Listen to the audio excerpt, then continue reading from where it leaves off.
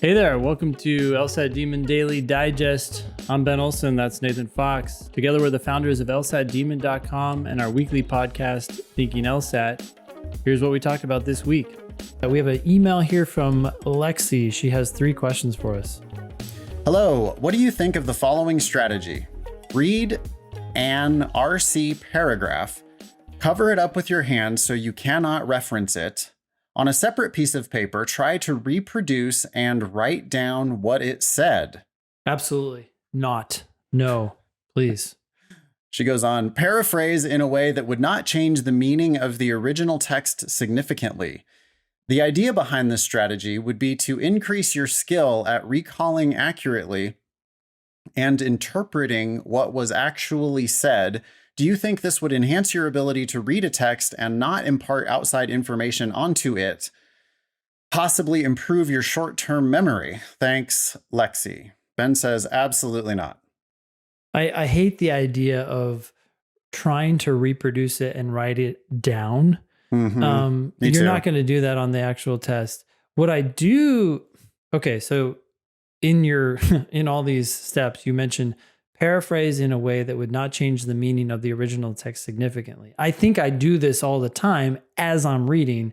I'm reading, pausing. I'm sometimes looking up to the sky, which I've read is a literal sign, not just a metaphorical one of someone thinking. People, when they think, they tend to look up, you know? Not that you need to do that by any means, please. I'm not suggesting that people do that. I just noticed that I do that. I'm reading it, and then I look up, and I'm thinking about what they said. And part of that is understanding what they said. And part of that is paraphrasing, restating what they said in words that I understand, that confirm to me, that sum up essentially what their core points are, right? Because a lot of these things, they're long and wordy. And it's like, okay, yeah, I get what you're saying. You're basically saying that we used to have a drought in this area, and now we don't any longer. And there are some people who have a theory about why that is. Okay, what's that theory? I'm ready for you now, right? But the point here is that I'm paraphrasing what they said, but I'm doing that in my head. I'm doing it as I read. I don't necessarily do it paragraph by paragraph. I do it at any moment that I feel like I need to stop and reassess what's been said and where we're at. And then I continue. The paragraphs are nothing special on the LSAT. Not special at all. Some are way too long. In your writing, paragraphs should mean that there's like a meaningful, there's a break, a new idea, a different topic, like the paragraphs should mean something. On the LSAT, it's like they're kind of thrown in there arbitrarily. Yeah.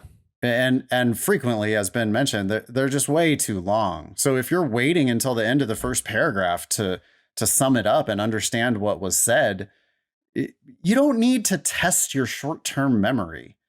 You need to understand the damn passage. If you understand it and actually get what the person is saying, you will remember it. That is because these ideas aren't out of this world. They're actually pretty straightforward. You're just like, oh, this is what you're saying? Okay, I get it. Continue with your conversation. Imagine having a conversation with your friend that was 15 sentences long. It's not like you'd be like, oh, boy, I got to take some notes here. Can we hold up? Right. Yeah, you'd be listening. You'd be engaging. And, I also want, I don't like this idea. Notice that she says, enhance your ability to read a text and not impart outside information onto it. But we do that all the time. That's how you process information. Who told you that outside information is irrelevant? I mean, when I'm answering a question, I'm going to be answering questions based on what was said in the passage. But as I'm reading the passage, you better fucking believe that I'm going to bring in all kinds of outside information in order to contextualize it and to understand what they're saying. There's no instructions on the LSAT that say turn off all outside information, like disavow all knowledge of the universe outside of the test. Yeah, become a blank computer. It doesn't say that. Has no understanding of the world. Yeah, that is not what we're doing. So wherever you learned that, you can forget about that. That's not. Let me give an example of this so that people can understand what we mean by this. So the other day I was reading a reading comp passage in class, and it was talking about how the world was getting cooler. The northern hemisphere was getting cooler over the last 50 or 40 years or whatever. And I kept saying in the class, I'm like, well, that's bizarre to me because I kind of was under the impression that the world has been getting warmer, and I would assume that the northern hemisphere was also getting warmer, but maybe not. It's not like I took that outside information and put it into the passage and pretended that the passage was actually saying that the northern hemisphere was getting warmer. I was just saying, I understand what the passage is saying, and that's surprising to me given what I know about the world. And it helped me understand or put in context what the passage is saying, which is ultimately what they're going to test us on. But it's not like I was ignoring the passage. It just gave me context. 100%. When we're reading comprehension passages, we should be analogizing to outside stuff all the time. Oh, I should say too, at the end of that passage, it actually said, oh, and by the way, it may not actually have been the case that the northern hemisphere got colder. It may have stayed the same or gotten warmer or something like that. And I was like, oh, well, look at that. That kind of goes along with my expectation. But they acknowledged that, and I was aware of that. I was hypersensitive to that acknowledgement because of my contention with the passage all along. Perfect. Hey there, welcome to the LSAT Demon Daily. I'm Matt Dumont, an LSAT teacher and tutor at the LSAT Demon, and now a rising 3L at the University of Maryland. With me is Pushkar Chobal, a teacher and tutor at the LSAT Demon, and someone who's about to start law school at Columbia in the fall. How's it going, Pushkar? Doing great. Thanks, Matt. How are yourself? I'm good. You excited to start school? I am pumped. There's mixed feelings, but it's mostly good. Mostly good. Yeah, that sounds about right. Awesome. So we got an email today from A that says, "Hi team. First, I would like to say how grateful I am for these free classes and material you all publish, such as the 1-hour LSAT class I just attended." Awesome. You're welcome. Take advantage of all the free materials that we provide. He says, here's my question for y'all. I wonder if taking a gap year to space out LSAT prep and work as a software engineer after graduating this fall would be a good idea before entering law school. I'll be turning 27 in August, and if I achieve a high 170s score, I will be applying this September. If I don't achieve that score, I will take the gap year regardless to make sure that I reach the score I want and apply early and broadly. I'm not sure if there's any implicit age bias in OCIs, that's on-campus interviews, and summer associate hirings, and would like to know your opinion. I'm probably overthinking this, as hiring managers won't be able to tell the difference between a graduating 31 or 32-year-old. Still, I am curious if y'all know of any age bias in the industry. Thanks so much for all the advice, and a shout out to the Demon team for doing what they do. You all make the test fun by showing how easy it is. All the best, A. I think there's a lot of great questions in there, and so Pushkar, I'm going to turn it right over to you. What do you think? Sounds good. Thank you, Matt. Well, first of all, a great job making use of our materials and, keep taking advantage of all that content that we put out there. I will say my initial inclination here is that, if you're going into law school at around the age 27, 28 range, that's really not going to be that old for big law. And if anything, that's going to be a strength. It means that you've had some years of experience. You had, 5 or 6 years of work experience at this point. You've been working in teams. You have problem-solving experience. These are definitely going to be pluses on your application. So I would not be spooked by this at all. If anything, big law, it's going to make you more attractive for big law, again, in this kind of range. Yeah, I want to agree with a lot of the points that you just said. I think that having substantive work experience can be really beneficial. I know that it's some of the things that got me jobs for summer things. Now, I didn't do summers at firms. That's just not where I went with my career. It's not where I'm going with my career. But I know plenty of people who are working at firms right now who are 5, 6, 8 years out of school before they went to law school.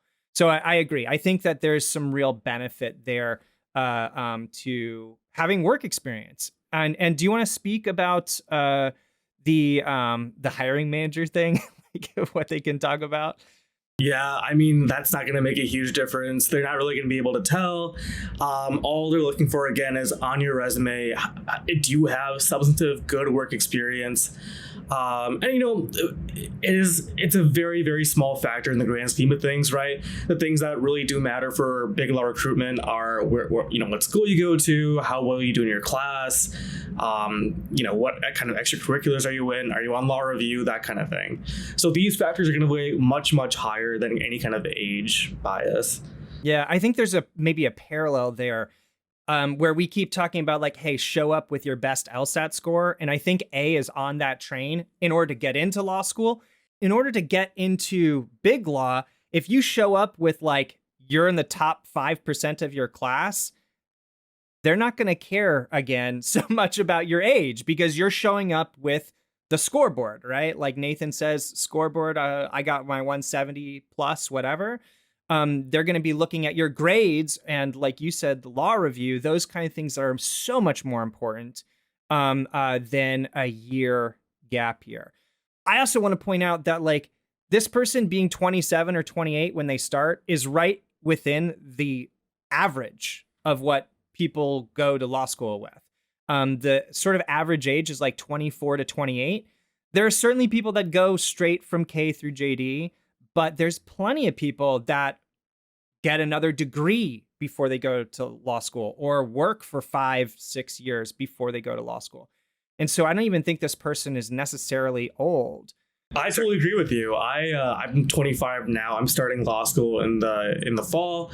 I took 4 years off to work and get some work experience. And I think that's part of why I got into a decent school is because like I have a track record that I've done well in an industry. So I'm a much, you're a less riskier bet than someone who hasn't had that work experience.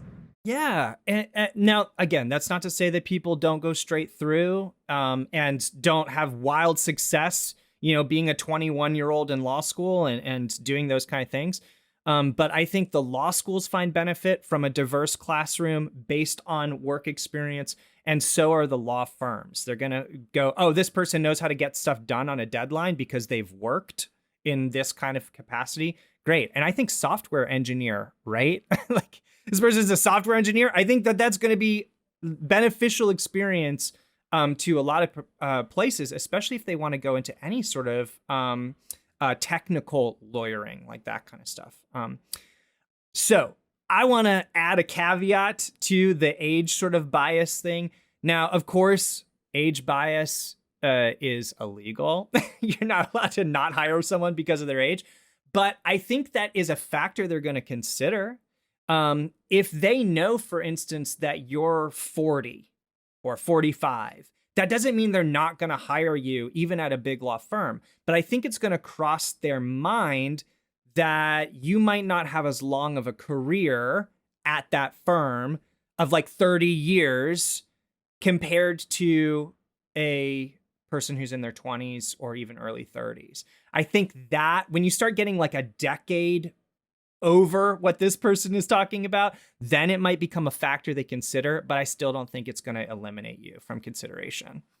Absolutely. Any additional thoughts for this person on this issue? Just to recap here, right? If you're talking about the 27, 28-year-old range, it's not going to be a huge factor. I don't think you should be stressing about this at all. You're coming with really good work experience as a software engineer. It shows me you've worked in teams before. You have problem-solving skills. You're detail-oriented. These are all very big pluses that are going in your direction. So don't stress out about this at all. Yeah, I want to double down on this. And if anything, you're approaching this from the right way. Take the gap year to get your best LSAT score so that you're a different type of candidate. And so that will open up these doors to the jobs that you're interested in. That is going to have a much bigger impact on your availability to the big law jobs, more so than this extra year of waiting. So much more. Okay, awesome. Just want to say thanks to A for writing in. Pushkar, always a pleasure to see you and be on the pod with you. I hope that you have a great fall coming up, yeah? Thanks, man. Appreciate it. Hope you have a great summer as well. Thanks. This email is from Gregory. Hello. First, I wanted to express my sincere gratitude for your show. As a first gen with no family or relatives in the legal field, I have found solace in thinking LSAT. Thank you. Oh, I guess this came into our other show, but anyway, we're going to talk about it here on the daily. Okay. I just finished my diagnostic exam and I scored a 133. I wanted to ask if 157 plus within 3 months is a realistic plan. What does your gut say about that, Ben? I'm concerned. Starting with a 133 is lower than most people. Most people are starting in the 140s. So within 3 months, go up more than 20 points. I don't know. It's definitely possible. I'm not optimistic. Yeah, I mean, realistic. Let's take a quick side note here. Definition of realistic. Yeah, realistic. Having or showing a sensible and practical idea of what can be achieved or expected. Second definition, representing familiar things in a way that is accurate or true to life. I don't know. Do you think that this is, would you call this a sensible or practical idea of what can be achieved or expected? Just means it's possible. Yeah, it's possible. But expected. I wouldn't say this is expected. I wouldn't say, okay, hey, let's put our money on this table.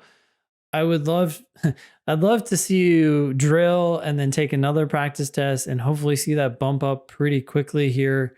That would give me more confidence. But until we see that, I think you're going to have a longer road ahead just based on the information we have right now. Also, I don't know how significant this is, but your email, you lowercase I, which is just a stylistic choice, but it seems, I don't know. I'm concerned that you need a little more attention to detail to really kind of bump up this test. Yeah, people toss these emails off on their phone or whatever, and they don't bother anymore with punctuation and things like that. Mm-hmm. But you are, Gregory, getting yourself into a lawyerish type of a field. You're talking to two people who did go to law school. And if you're talking to us about law school admissions, you might want to get in the habit of just being a little bit more professional with your communications. We appreciate you writing in. Thank you for asking us for help. That's a bit of unsolicited advice, I guess. I want to make it clear that if you're scoring 133, you are understanding almost nothing about the test. You think you're understanding some things, like the ones that you got right. You think you understood them, and maybe you understood one or two, but you're adding very little value over what you would expect from random guessing. 133 is just not that much better than random guessing. I would guess that you're probably getting like 4 or 5 questions more than just random guessing per section. So you like job one, Gregory, stop thinking about 157 plus. Instead, let's think about 140. What's it going to take to get to 140? To get to 140, Gregory, you need to start getting the first 5 right in every section, like no mistakes in the first 5. And if you can do that, then maybe you can get the first 6 or 7 or, eventually 10 right. But if you could just get the first 10 in each section, you'd already be like knocking on the door of 150. So think about, I'm not like trying to beat you up, Gregory. I just want to be realistic about this, that because you literally asked me to be realistic. To be realistic, you have to start understanding what you're doing. And at 133, you're not. You would be scoring 150 if you were understanding the first 10 in each section. So you got to slow way down. You got to focus only on accuracy, not speed at all. And you've got to start getting them right instead of getting them wrong, which means you've got to be more careful. You've got to read it really carefully. You have to understand what they're asking you. You have to feel good about the right answers. You have to see why the wrong answers are wrong. And if you could just do that, again, I'm not bullshitting, Gregory. the first 10 questions in each section, if you were able to answer the first 10 correctly, you'd already be 15 points higher than where you're at right now. So that's what we have to be thinking about, is just slow, calm, careful, accurate, solve the questions, actually understand what they're asking you. Right now, you're skimming the surface and you're understanding almost nothing. Anything you want to add to any of that? Nope, I agree. Second, I transferred to my current institution where I'll receive my diploma with a very low GPA. My freshman year was great. I had an overall 3.3 GPA. Okay, that's not great for people who are going to law school. In fact, most of our students would say that sucks. like most people who are going to law school are like, yeah, I had that one real bad semester when I got a 3.3. Since transferring, I've done my best to raise my GPA and average at least a 3.1 within the last 3.5 years. I know I can graduate with at least a 2.9. So doesn't even make sense, right? Because where's the bad? There's like, there are some bad semesters that Gregory's not talking about here. They must be pretty bad, because the average of the 3.3 and the 3.1 is somehow now becoming 2.9. So he's trying to work his way back up to 2.9. What, you have like a 2.5 or something now, or what's going on? Yeah, he's a 2 point something trying to make it up to 2.9, which just doesn't indicate to this. Again, I mean, I hate to be so like blunt about it, but that does not demonstrate that you're good at school and you're applying to school. So the schools look at that and they go, okay, so this person is not that good at school. Do we want them to come to our school? And the only schools that are willing to do that are not actually in the business of teaching students. They're in the business of making money off of students who probably shouldn't be there. Yeah. Gregory continues, I'm aiming for some schools that I have found will most likely accept me with these credentials, which just sounds like bottom feeding types of schools that are willing to soak you, Gregory, for $40,000, $50,000 a year. And they don't really care that much about your potential for success. With this understanding of my academic background, could you tell me, based on your experiences, if 157 is achievable within the next 3 months? I want to be applying for school in fall of 2023. I want to be as realistic as possible so I do not incur too much debt. Thank you, Gregory. Gregory, do not pay for law school. Do not pay 1 penny of tuition. Don't do it. Don't pay for law school. If you can't get a scholarship, don't go at all. I mean, Gregory, the numbers you're giving us are 133 on your LSAT and somewhere below a 2.9 on your GPA. You have to increase your LSAT score dramatically to prove to yourself that this is a path you want to follow. If you can't do this, let the LSAT tell you that you need to stay away and find something else. Yeah, this is the exact tragedy. You know, it's like the looming car accident. Yeah. And it's just like, no, don't do it. You know, like, yeah, avoid, like, don't do this. Like, whatever, he says, I want to be as realistic as possible so I do not incur too much debt. Well, how about zero debt? Yeah, the number is 0, Gregory. If you spend a penny on law school, you're wasting your money. So get a scholarship or don't go at all. Go to lsatdemon.com/scholarships. Put in your realistic GPA. I mean, what is it actually? 2.8, 2.7? Put that in there and then put in various LSAT scores and see what you would need to get a scholarship, a full scholarship. I think that there are some real low ranked schools that would probably still give you a full ride if you make it to 160 or 165 or whatever it is. Is that realistic within 3 months? No. Is it is it possible? Yes. Is it expected? Absolutely not. No. I don't think that you should be, trying to apply this fall. I think that this is going to be, if it's going to ever work out for you, I think that this is going to be another year endeavor. You're still doing your undergrad classes. You need to be getting straight A's, not A minuses, straight A's. Because you have to demonstrate to the schools that you're good at school. Right now, you're demonstrating to the schools that you're bad at school. Well, demonstrate to the schools, yes, but demonstrate to yourself too, Gregory. Don't prove to yourself that this is a path you want to pursue and can pursue, and then make it happen. I don't think you've proven it to yourself yet. We have an email here from F. Good morning. As a rising senior at my current institution, I am planning on applying to law school this September. I'm wondering how GPA calculations work for students like me that are applying while still in school. I'm under the impression that if I apply this cycle, there is still a whole year of grades that are not accounted for. I know that in my last year of school, I can easily get straight A's and raise my GPA. Will my senior year grades matter if I apply this cycle? If I know my GPA can go up, is it smarter to wait until the next cycle when all my grades are accounted for? Have we ever told someone not to wait? Yeah, it's always a good idea to wait. It's I'm not saying it's, a bad idea to apply right now necessarily. I just know that it's not a bad idea to wait. And if this F, you have a specific reason. You're telling me that if you get straight A's, you are going to raise your GPA.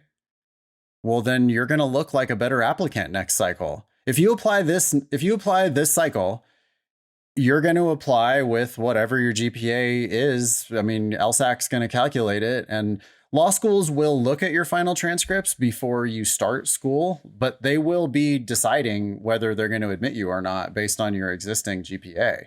When they make that decision, they have to make it based on the information that they have at the time. Maybe you can update them right before they make a decision, but you're still not going to have all your grades in because they're making that decision in fall. Yeah. So why not just wait? Sure seems like you could just wait. I mean, Get a higher LSAT score. Yeah. I don't see why you would be trying to rush into this. Think about if there's somebody who's pushing you to do this, if it's your mom and dad, it's like, well, mom and dad, I mean, I'm going to wait a year though, because I'm going to get a better scholarship to law school / I'm going to get into a better school. Yeah. Hey, mom and dad, I'd like to save $150,000. So I'm going to wait a year. And if no, we're opposed to that. We'd like you to. If it's some admissions flack, they're like trying to push you into it because they want your application right now, or they want your money for application consulting or whatever. What? Law schools will still be there in another year, but I'll be showing up with a higher GPA and potentially higher LSAT, and I'll be a better candidate. I mean, you could be a transformatively better candidate. Go to lsatdemon.com/scholarships, play with, hey, if you're raising your GPA from a 3.8 to a 3.9, or from a 3.3 to a 3.4, whatever it is, play with those numbers and see what it does to your scholarship estimates. But that in combination with a few more points of LSAT, I guarantee that it's going to transform your opportunities. So it's almost like you'd be crazy not to wait. Yeah. Hey there, welcome to LSAT Demon Daily. I am Eric. I am a recent addition to the LSAT Demons teaching corps. With me is one of the veterans of the teaching and tutor team at LSAT Demon, Francesca. How you doing today, Francesca? I'm great, thanks. I don't know if I'd call myself a veteran, but I guess as more people go off and do law school and join the real world, maybe I'll be getting up there. How are you doing, Eric? I'm doing well. Yeah, that is the inspiring thing as a new teacher with the Demon, to see those that came before going off to Harvard and Yale and all sorts of amazing schools that I can only aspire to. Absolutely. It's very inspiring for sure. As a newer teacher with the Demon, I look to people like yourself for wisdom and advice. And recently in our Slack chat, you had brought up something that you see as kind of a red flag that you learned to look for early on in students that you work with. Yeah, absolutely.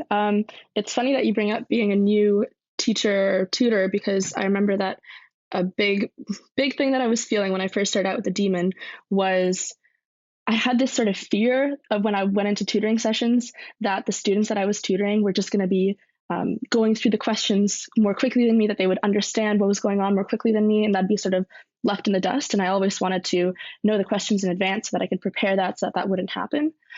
But recently, I've been doing more a process of going through the questions where I'm seeing them for the first time myself, as well as the students. And I've noticed that what I used to think of as my worst nightmare, which is that the student would go through the question more quickly than me, is actually kind of a red flag that I look for now, because it's really a big sign that if the student is reading through the question and jumping into the answer choices more quickly than me, and I'm still thinking, oh my gosh, I didn't understand anything of that passage, we need to go through that again, the odds are that they don't fully understand it themselves either. It's a common misconception to want to make up time on reading the passage or the stimulus or the rules or whatever it is more quickly, because you think that that's how you're going to get through more sections. But that is exactly how you blunder through sections and make errors that you didn't need to make. And you and I both know the key is really to spend more time on the passage, and speed is something that will come later on and in different parts of the test. For sure. And this is true of all of the sections, right? I mean, you're talking not just about LR, but also reading comp and logic games.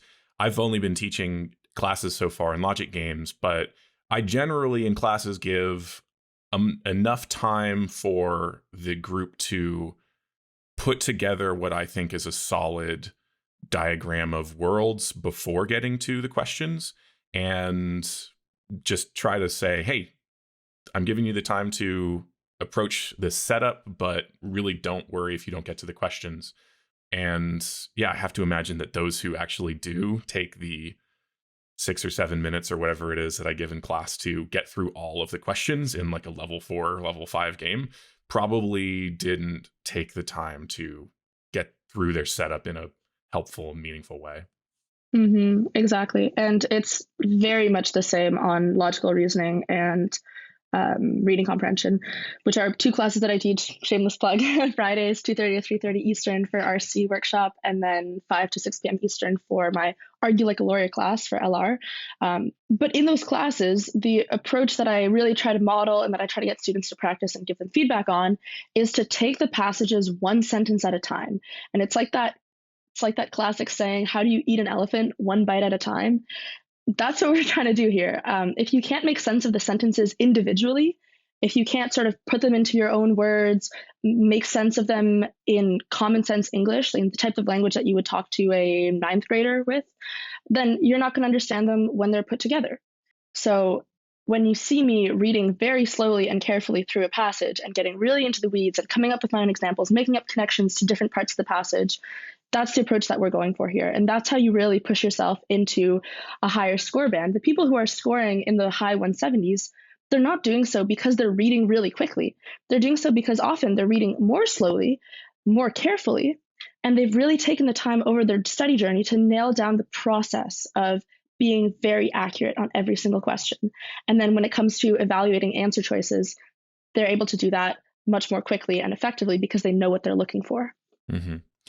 Now, when you spot this red flag in students who you work with, whether it's in a class or in a one-on-one setting, and you, let's say they finish the question faster than you would, how does that heart-to-heart with them go in talking about this? And do you find that there's resistance, or does it take people a long time to understand the point that, hey, you need to slow down? Like, is that a hard lesson for people to learn? Sometimes, but I think that the easiest way to break down that barrier is to just say, hold on a second, I did not understand anything of that passage. If I didn't understand it, I'm not sure how much you understood. Let's try to break it down together.